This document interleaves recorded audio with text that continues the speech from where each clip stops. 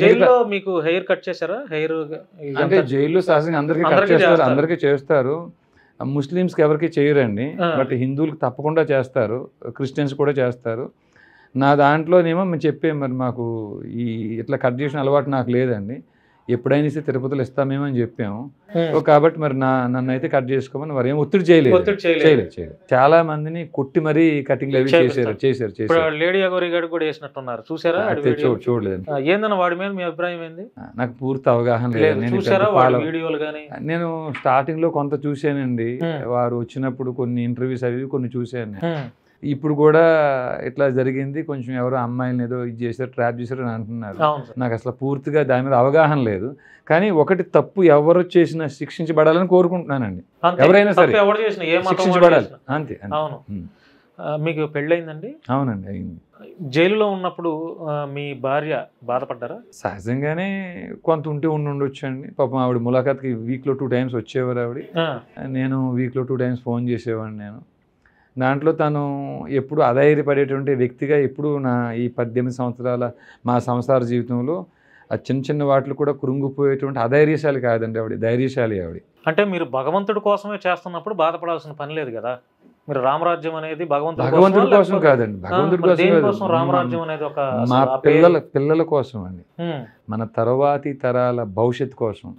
సుమారు 2 రాష్ట్రాల్లో అన్యాక్రాంతం అయిపోయిన దేవాలయాల భూములే సుమారు 11 లక్షల ఎకరాల పైన ఉంటాయండి. భారతదేశ వ్యాప్తంగా అన్యాక్రాంతం అయిపోయిన భూములు 1 కోటి ఎకరాల పైన ఉంటాయని అంచనా ఉంది. ఇవన్నీ కూడా ఎక్కువ శాతం భూములు మన బంధువులే. మరి అన్ని మతస్థులు ఎవరు దాంట్లో ఎక్కువ ఉండకపోవచ్చు, మన బంధువులే.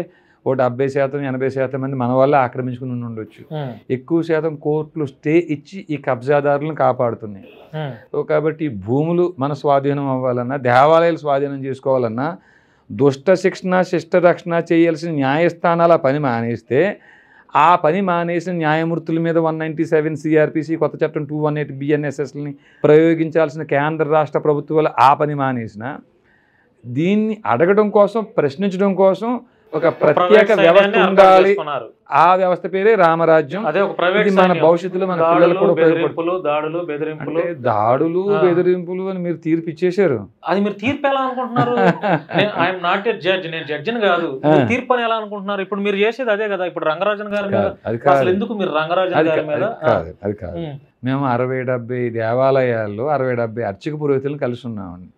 కొన్ని మా యూట్యూబ్లో కూడా అప్లోడ్ చేస్తున్నాం. ప్రతి ప్లేస్కి వెళ్ళి మేము అడిగేది ఏమిటండి, అయ్యా ఈ భూమి అంతా ఇక్ష్వాకు వంశీయులని రాముడు అన్నాడని మీలాంటి పెద్దలు చెప్పగా విన్నాం. ఆ ఇక్ష్వాకు వంశీయులు ఏ ఏ గోత్రాల్లో ఉన్నారు? మీ ఆలయ పరిధిలో ఎంతమంది ఉన్నారు? భగవద్గీత 18వ అధ్యాయం 43వ శ్లోకం ప్రకారంగా పేర్కొనబడినటువంటి క్షాత్రం కలిగిన వారిని మీ సర్వీస్లో మీరు ఎంతమందిని గుర్తించారు? వారు ఏ ఏ గోత్రాల్లో ఉన్నారు? మీ ఆలయ పరిధిలో ఎంతమంది ఉన్నారు? ఇప్పుడు అన్ని మతస్థులు ఈ భూమి అంతా మాది అని వక్బోర్డు పేరుతో పాపం వారు అది చక్కగా ఓ ప్రణాళిక వేసి భూమిని స్వాధీనం చేసుకుంటూ వెళ్తున్నారు. ఈ భూమి అంతా ఇక్ష్వాకు వంశీయులని రాముడు వాలితో ఎప్పుడో చెప్పాడని ఈ వాల్మీకి రామాయణంలోనే ఉంది. మరి ఆ ఇక్ష్వాకు వంశీయులు ఎవరు? ఏ ఏ గోత్రాల్లో ఉన్నారు? యదా హి ధర్మస్య గ్లానిర్భవతి భారత, ఓ భరతవంశీయ అని కృష్ణుడే స్వయంగా పిలిచాడు అర్జునుడిని, ఓ భరతవంశీ అని. ఆ భరతవంశీయులు ఎవరు? ఏ ఏ గోత్రాల్లో ఉన్నారు? మీ ఆలయ పరిధిలో ఎంతమంది ఉన్నారు? ఈ కనీస అవగాహన అర్చక పురోహితులుగా మీకు ఉండొద్దా? ఒక మసీదుకి వెళ్తే ఎవరైతే వారు ప్రార్థన కోసం ఆ మతస్థులు వస్తున్నారో, మన మసీదుకి ఎంతమంది వస్తున్నారు, ఎంతమంది పని చేస్తున్నారు, ఎంతమంది పని లేకుండా ఉన్నారు, ఎవరు ఏ పని కోసం ఉపయోగపడతారు అని వారు చక్కగా ఓ ప్రణాళిక వేసుకుని గ్రేడింగ్ చేసుకుని వారు మత విస్తరణ కోసం లవ్ జిహాద్ వంటి వాటికి కూడా వాటిని ఎలా ఉపయోగించుకోవాలని పనిచేస్తున్నప్పుడు మన సంస్కృతిని కాపాడుకోవడంలో భాగంగా మా ఆలయాల్లో బోధకులుగా అర్చక పురోహితులే ఉన్నారు అక్కడ మాకు. అటువంటిప్పుడు ఈ కనీస విషయాలు కూడా తెలుసుకోవాల్సిన అవసరం లేదా అని ప్రతి ఊరికి వెళ్ళి అవకాశం ఉన్నంత వరకు అర్చక పురోహితులను కలిసి ఇవన్నీ చెప్తానే వస్తున్నాం. అందులో భాగంగానే రంగరాజన్ గారి దగ్గరకు కూడా వెళ్ళాం. మా ఉద్దేశం అయ్యే మనకు కూడా ప్రత్యేక సైన్యం అవసరం. ప్రతి ఊర్లో ఉండే అర్చక పురోహితులు బాధ్యత తీసుకొని ఊరికి ఒక్కడిని క్షాత్రం కలిగిన వారిని మీరు ఎంపిక చేసుకుని, ఈ క్షాత్రం కలిగిన వారు ఎంపిక చేసిన తర్వాత మరి వారి కుటుంబ పోషణ మీకే క్షాత్రం ఉండొచ్చు. పరోక్షంగా డబ్బులు అడుగుతున్నారు అంతే కదా. మీరు ఇంత డబ్బులే ఉంటే మీకు అర్థం కాలేదని నాకు అర్థమైంది, నన్ను పూర్తి అవనివ్వండి, మీకు అర్థం అవుతుంది. ఇప్పుడు మీ ఊర్లో మీకే క్షాత్రం ఉంది. 18వ అధ్యాయం 43వ శ్లోకం, శౌర్యం తేజో ధృతిర్దాక్షం విద్యే చాప్య పలాయనం దాన విసర భావచ్చ క్షాత్రం కర్మ స్వభావజం. ఈ లక్షణాలు మీకే ఉన్నాయి అనుకోండి. ఇప్పుడు మీరు ఇప్పటికీ ఏదో పని చేస్తున్నారు, ఈ లక్షణాలు ఉన్నాయి, ఇతనికని ఎంపిక చేసుకున్నారు మిమ్మల్ని. మరి మీరు ఆ పని మానేసి రామరాజ్యం సైన్యం కోసమే మీరు వస్తే మరి మీ కుటుంబ పోషణ, కాబట్టి మీ కుటుంబానికి అవసరమయ్యే డబ్బు మీ ఊరే మీకు సమకూర్చాలి, మీ ఊరే మీకు శాలరీ ఇవ్వాలి. మీరు అనుకోకుండా ఎక్కడికి రావాల్సి వచ్చినా మీ ట్రావెలింగ్ ఎలవెన్స్ అంతా మీ ఊరే చూసుకోవాలి. మీ పెట్టుబడి ఎవరు చూసుకోవాలి? మీ ఊరే చూసుకోవాలి.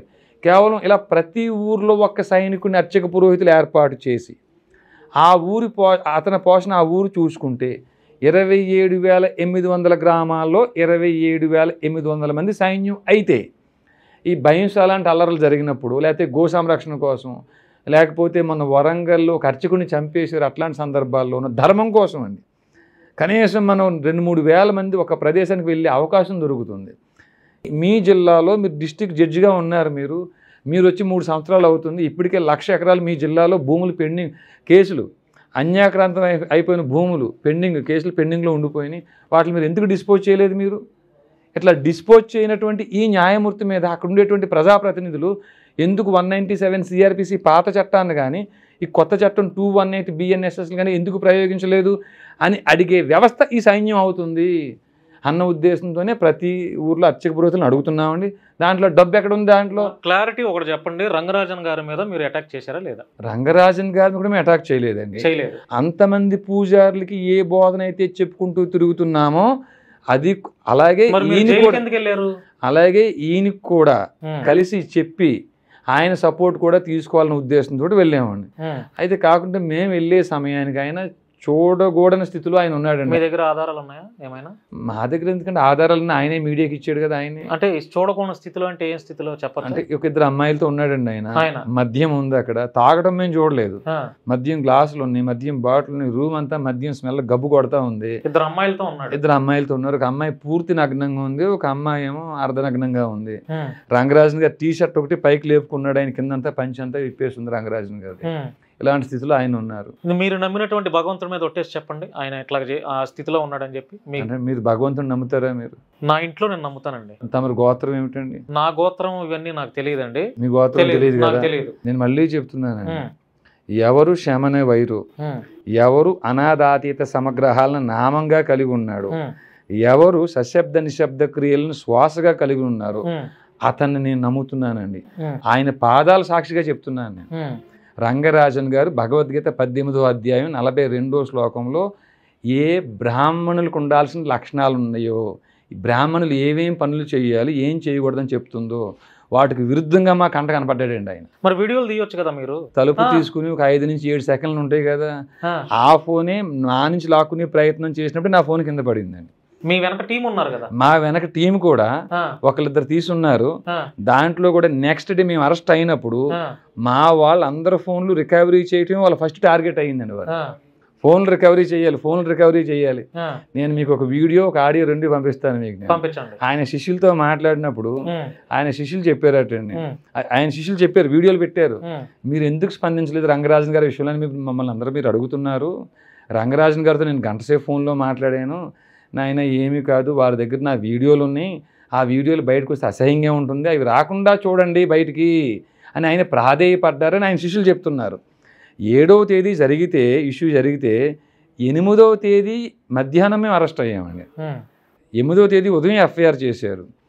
7వ తేదీ మేము నిజంగా ఆయన మీద దాడే జరిగితే, ఆయన మద్యం సేవించి ఉండకపోతే, అక్కడ నిరోధులు కండోములు ఆ మహిళలు అర్ధనగ్నంగా అవి ఉండకపోతే వెంటనే మేము గడప దాటిన మరుక్షణం కింద ఉండేటువంటి వాలంటీర్స్కి ఆయన ఫోన్ చేసిన, పార్కింగ్ ప్లేస్లో ఉండే వాలంటీర్స్కి ఆయన ఫోన్ చేసిన, మేము పార్కింగ్ కూడా దాటలేమండి, మేము అంత జనం చుట్టుముట్టేవారు.